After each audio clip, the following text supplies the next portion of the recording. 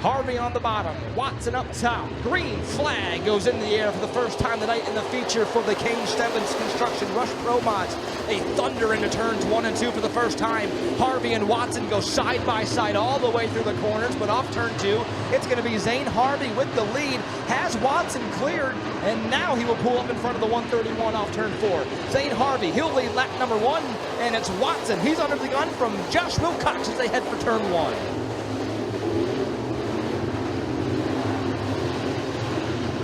Problems for Zane Harvey off turn number 2. He went a little wide, may have gotten loose underneath at the bottom of the racetrack. Either way, Steve Watson has slid on by, and Steve Watson is the new race leader. Wilcox and Harvey were side by side momentarily off turn number 4. That pressure from behind from Wilcox has alleviated a bit, but Harvey again a little bit overzealous off turn number 2, and he is having some problems catching back up to the back bumper of Steve Watson. Off turn 4, Watson continues to lead, Harvey continues to charge. Oh, trouble off turn 4, one car into the outside wall. They're piling up off turn 4. Major contact for a couple of cars. The 31er, Critter Hempel, he went into the outside retaining wall, got kicked back into traffic, and more cars piled up in behind him, and it's a mess on the front straightaway. Racetrack, Zane Harvey up top. That is your front row as they approach the restart flag in turn 4. Green flag goes back in the air. Steve Watson will lead the field into turns 1 and 2, but Harvey up top, he will use that high line momentum, try to ride the top of the racetrack. Oh, we got big trouble farther back. The 98 of Kevin Down, he makes heavy contact with another car. Critter Hempel just barely sneaks on by, but another yellow flag will be in the air after a major incident in turn 1. Josh Wilcox up top. As we get ready to go back to the green flag. 3 laps complete. Here they come off turn 4. Green flag goes back in the air. Steve Watson, the control car, he fires first. Then you have Josh Wilcox, Zane Harvey, side by side into turns 1 and 2. Behind him, Canfield and Oaks. But Oaks flips up. Chamberlain slides by, and now Chamberlain will go side by side with the 33 of Canfield. Up front, Harvey to the bottom of the racetrack. He'll dial up the low line through 3 and 4. And a huge surge of momentum. To the race lead goes Zane Harvey off turn 4 and in the 1 and 2. Oh, trouble farther back again. More caution. Another caution. More contact, that is. The 47 of Larry Mitchell Jr. got into the door of the 22T of Tyler Oaks. The 15X goes around of Derek Goss. And another one is involved in that too. I believe it might be the 33 of Josh Canfield. No, he's rolling. To wait and see who that other car is, but some issues again in the middle of 1 and 2 has brought out our third yellow flag. Oh, it's the 51 of Caleb Heisenreiter. Back bumper, Josh Wilcox in third. Green flag, it goes back in the air. Zane Harvey, the race leader, he fires first, and he has got a car length advantage already. By the time they hit the banks in 1 and 2, onto the back straightaway, he is opening up, and Zane Harvey is pulling away as they head through 3 and 4.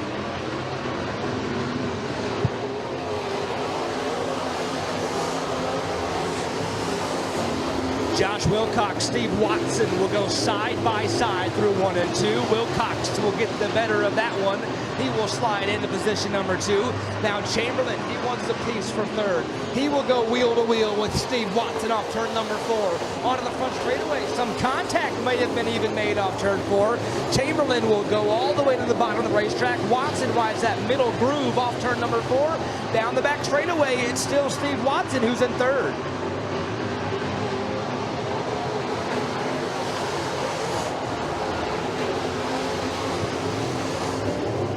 Steve Watson riding in third was short-lived after our last talk about it, as Chamberlain has slid on by and he has taken over the number 3 spot. Up front, though, it continues to be all Zane Harvey, who has been on a winning tear this year, picking up victories all over the place. Got one here last week at McKean County Raceway, got one earlier this year at Bradford Speedway. Oh, we got trouble in turn number 2. One car goes around. It's the 3B of Kyle Babcock. A solo car spin, and the yellow flag is out again. He has been hard to get by. We'll see if anybody has an answer for the 22 of Zane Harvey. Green flag goes back in the air, and Zane Harvey who pulls the field into turns 1 and 2. And by the time they hit the back straightaway, oh, trouble again farther back. The 72, he goes around, and somehow the rest of the field takes evasive action to maneuver around the 72 machine, who was spinning. The 72V of Vaughn Nystrom went for a spin. Nobody made contact with them. Yellow flag goes in the air, and we will have to line them up again. In fourth, Keenfield rounds out your top 5 as Zane Harvey flashes by the start flag in turn number 4. Green flag goes back in the air, and Zane Harvey again pulls away from Wilcox as they head off turn number 2. Wilcox got a little loose coming off turn number 2. That allows Harvey to pull away, and that opens up the door for Chamberlain. He tries to slide by, can't do so. They continue to battle it out for position number 2. Chamberlain is right there, all over the back bumper of Josh Wilcox. They head back through 1 and 2.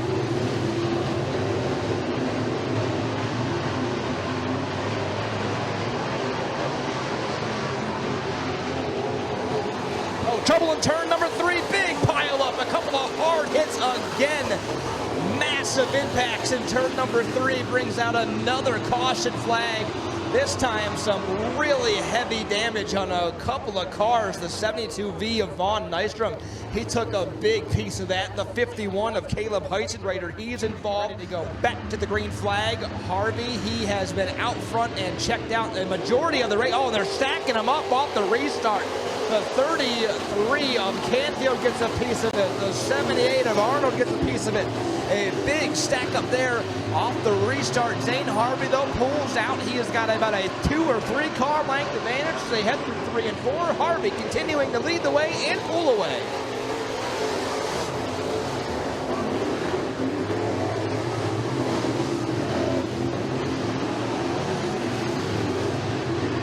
Zane Harvey heads into turns 3 and 4 with Josh Wilcox stalking his every move. He is right there. 2 laps to go for the 2 race leaders, although Wilcox goes a little wide off turn number 4. That allows Harvey to open up the advantage.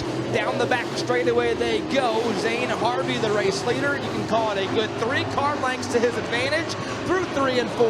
White flag being displayed one more time around McKean County Raceway in the Kane Stebbins Construction Rush Pro Mods class for Zane Harvey.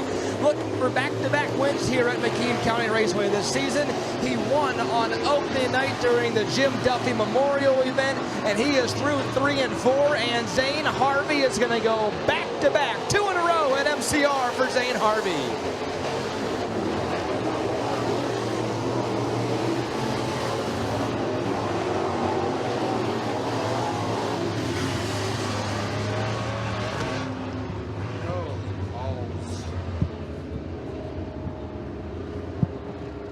Zane Harvey climbing out of the car, the 22 winner of the Kane Stebbins Construction Rush Pro Mods.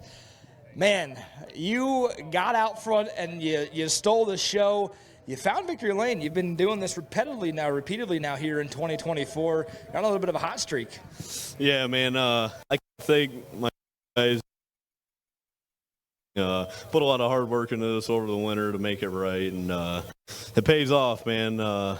Thanks to the sponsors. I got to thank Schweitzer Services, CES Storage, 6 Star Auto, Burtbell Enterprise, Taylor and Armstrong, Chestnut Hill Outfitters, Carpies, Ingham Race Engine, Kryptonite Race Cars, just everybody who helps on this thing. It was a little bit of a hold your breath moment for everybody in the stands when he came off turn number 2 and Watson slid on by. Tell us what happened out there. Yeah, I didn't really look at the track before it came out, and my usual line, there was a pretty good water hole there. So I 4-wheel slid there a few laps, but I figured I had to be up a little bit. So after that, just kept hitting my marks, and we were fast. Back-to-back winner at McKean County Raceway. Congratulations. The 22.